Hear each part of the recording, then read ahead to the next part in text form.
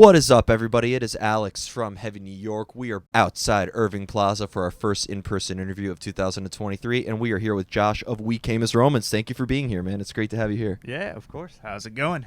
Doing good, man. Doing good. It's so awesome to have you here. Your newest album, Dark Bloom, is incredible, and I know that the fans were truly loving it. Excellent, excellent work. I know that a lot has happened between, the previous album, Cold Like War, and Yep. now. Being that, you had to overcome a lot of turmoil and a lot of pain, this wasn't just the follow-up to Cold Like War, right? Dark Bloom represents a brand new beginning for We Came as Romans, right? Yeah, I mean, it was quite the journey to get here. Obviously, quite the painful, anxiety-riddled, depression, every source of, every emotion that you go through grieving a loss. A lot of people are, I mean, myself included, I had never experienced something like we did when we lost Kyle. And I didn't really understand what, the, I guess, stages of grief looked like in that path of my emotional life that I was going to go down. And, before that I would have been like, oh yeah, like, maybe I'll be like sad for a while and eventually it'll get better. And, I think that grief is different for everyone. But, for me, it's like, there's the sadness, depression, there's the anger, there's anxiety, there's so many emotions that I had no idea that we were all going to deal with. And so writing Dark Bloom, we tried to address all of those throughout the record. We wrote over 30 songs for the record, and a lot of them ended up getting cut just because it was like, well, we already wrote a song that talks about this same feeling, that talks about this same thing, and we want to make sure everything is different and everything is addressed and every emotion is given its place on the record. And so, we tried to do that lyrically throughout the whole thing. In my opinion, I think we did a good job. You most certainly did. And went through a lot of stuff to get here. And the thing is, it's like we're still not through it. Grieving a loss doesn't have a timeline. It's not like one day you reach the end and you're just through it. So, listening back to the record, it's like, writing those lyrics, I was in such a different spot mentally than I am now. And it's like the songs even like hit me differently and, bring out different emotions than they did 2 years ago when I started writing them. And I imagine that's how it's going to be just as life progresses and, we're all in different spots emotionally at this point or that point or whatever. And that message or meaning behind the song is just going to apply differently to your life. I think it is truly inspiring that you were able to channel so much pain into creating this. I think it's not only going to be, I don't think it was just inspiring for you and everybody in We Came as Romans and for your fans, but I think Dark Bloom is a great representation of how one gets over loss in general. I think it's going to be the go-to record for a lot of people in that regard. But when, you have to overcome trauma and pain and loss as a means of songwriting, obviously there's an essence of catharsis and an essence of release, but is there almost like an art to making art to confronting that negative emotion in a way? Because like, is it almost make it just as deteriorating as it could be cathartic? Sometimes, I mean, there were times in writing Dark Bloom where I was just like, I gotta quit. Like, I'm not in a place where I can even create something that I would want to put our band's name on. And there were times in the studio recording where Dave and I were just like, nope, not today. Like, we're not tracking this song. Like, I just can't sing these words right now. And it's like, I don't know if, I guess I'll just say me, because I don't know for everyone, but I don't know if I'll ever, like, really, like, overcome or get over it or move past it. I think it's about moving forward and learning just how to live with it in the best way possible.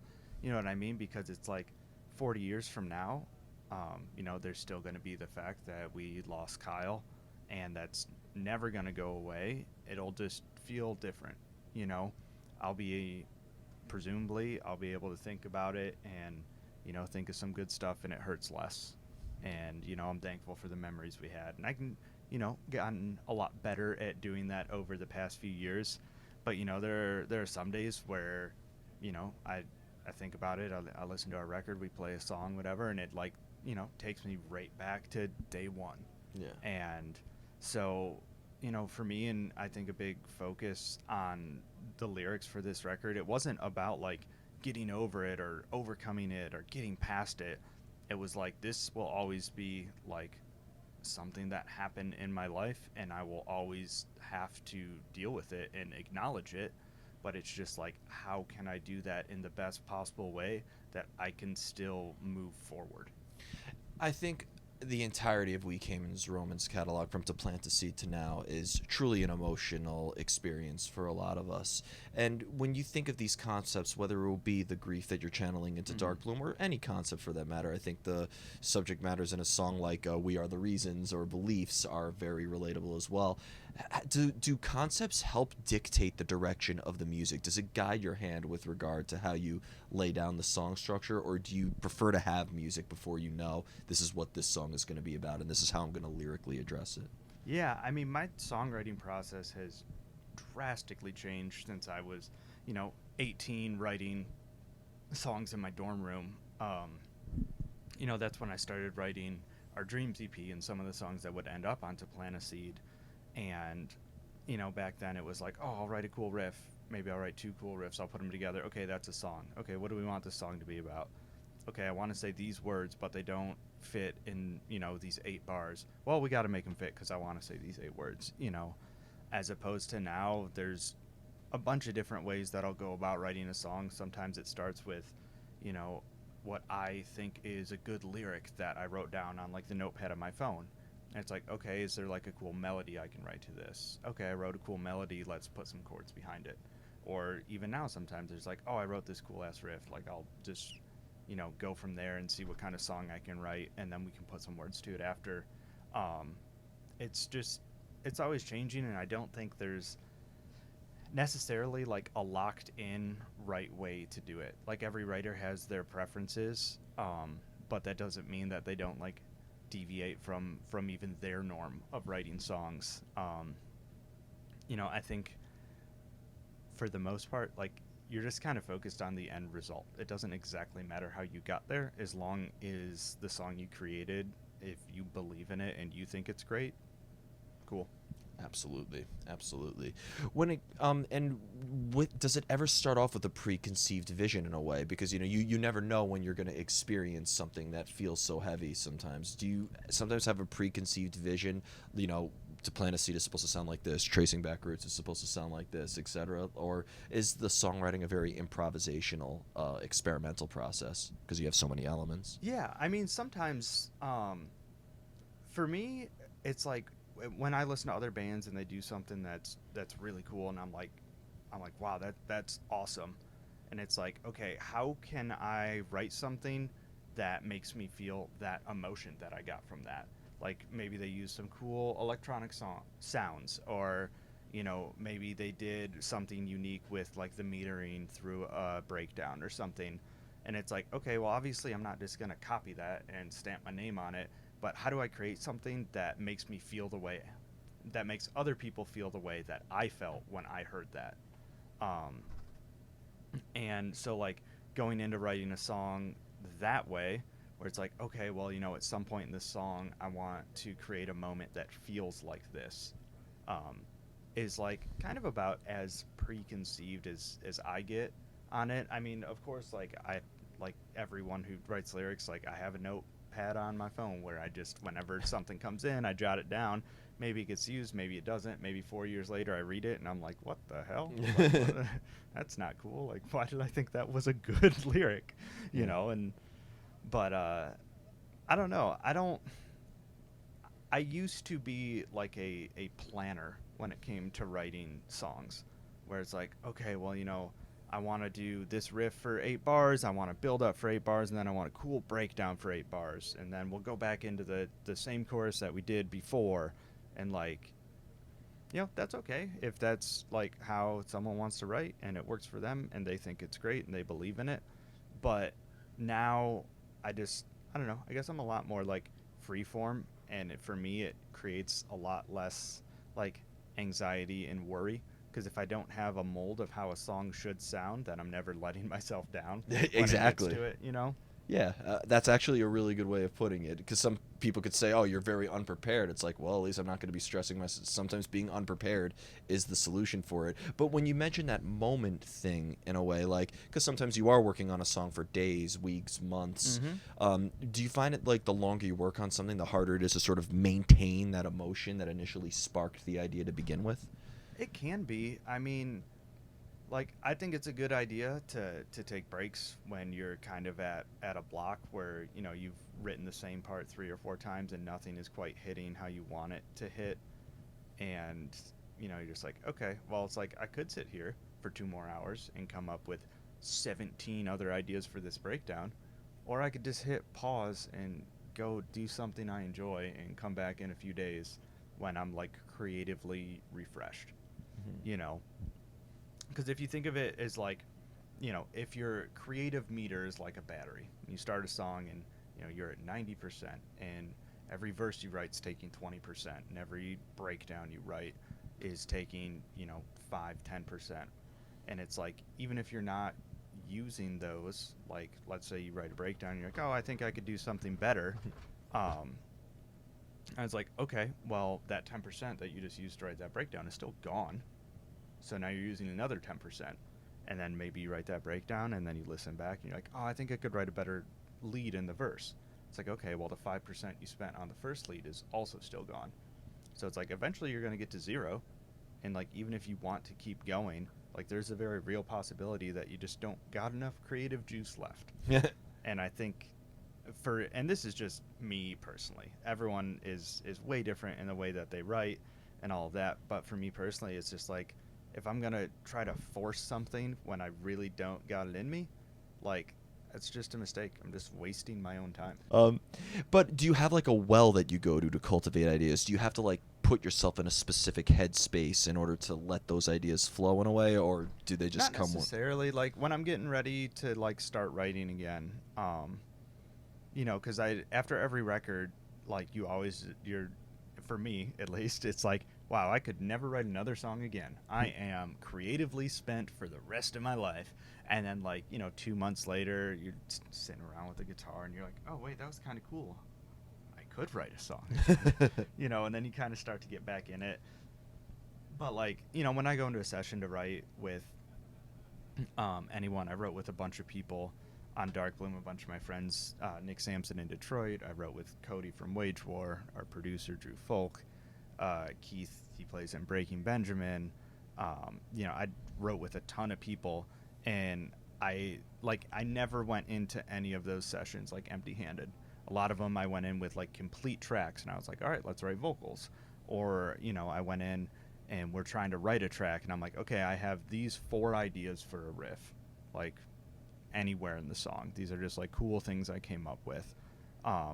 So when it like comes down to like actually starting to make a track or complete a track or whatever, like, never going empty-handed and just hope for the best, because that to me is idiotic. Like, I just don't like that. Don't blame you. Don't blame But you. like, when you're just starting, writing, coming up with ideas and stuff, like, obviously you got nothing. Like, in my opinion, like, all I need is to be like inspired enough to want to create something.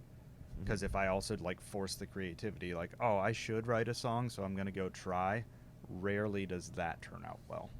Totally get you in that. I have 2 more questions for you. Sure. But last year I had the privilege of seeing you guys perform "To Plant a Seed" in Yep. its entirety. Fantastic, fantastic. For me, that is a high school album Mm-hmm. memory. With this current formation of the band, as well as I know that you played it like non-chronologically, you kind of shuffled it around a Yep. little bit. But do you think that that album, with the "We Came as Romans" that we know today, that album, when you play it live now, there's a different context or a different meaning behind it as as you play with this current formation of the band, as well as it's been many years and some of us grew up with that album. Yeah, I mean, for us now, it's like when we play it, like, we just think back to when we made it. We were 18, 19. I think Dave might have been 20. And like, we made it over a summer at Joey Sturgis's house in like rural Indiana.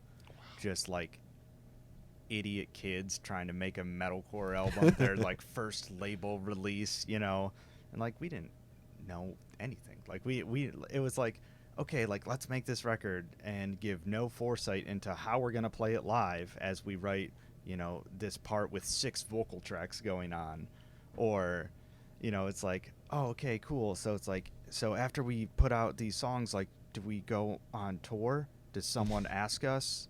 Did we, but like we literally didn't know. Like we were like brand new into the, you know, quote professional music industry. Like we just gotten, you know, a booking agent, management, label, like, you know. So like thinking back to that, there was like really a sense of like just like innocence and obviously real naive kids. It had But the debut charm to but it. it was just like making that record was just so much fun because that was like the dream. We were literally living the dream. And you know, if you spend enough time in any industry, like obviously, you know, it's really easy to start to get jaded when shit happens that is not good. When shit happens that is not good repeatedly, it's even easier to get jaded. So playing that record again for us was just like a reminder almost of like, you know, you made this when you had nothing but debt and you were a bunch of kids in a house in the summer making a record, and like that, you know, that could have been the happiest you'd ever been, was just living your dream, making a record, getting signed, going on tour, that kind of stuff. So like being able to be like reminded of that every day, and then also being able to see like the impact that it had on people, because when we recorded it we had no idea. We were so small. You know, we were opening tours that were playing to 60 people getting paid $75 a night. You know, packing 12 people in a 15 passenger van. So it's like being able, you know, by the time we actually got to do the tour, you know, 11 and a half years later, being able to see like the impact that that record had on people, like everything was just like a great reminder to, you know, remember why we're here. Yeah, and my favorite chanting line ever: "We are not meaningless" from Beliefs. And Oh yeah, I got that tattooed on my arm. did you really? Oh yeah, a very long time ago. Wow, Yeah. that's my favorite song on the album. So that means a lot to see that. I had no idea. Yeah, I got that tattooed probably about a decade ago with my dad and sisters. We all went to a shop, got it tattooed. Wow, that's cool that your dad took you. Yeah. When I got my first tattoo, I thought my dad was gonna kill me, but I know that feeling, just from the mom side, though. of course.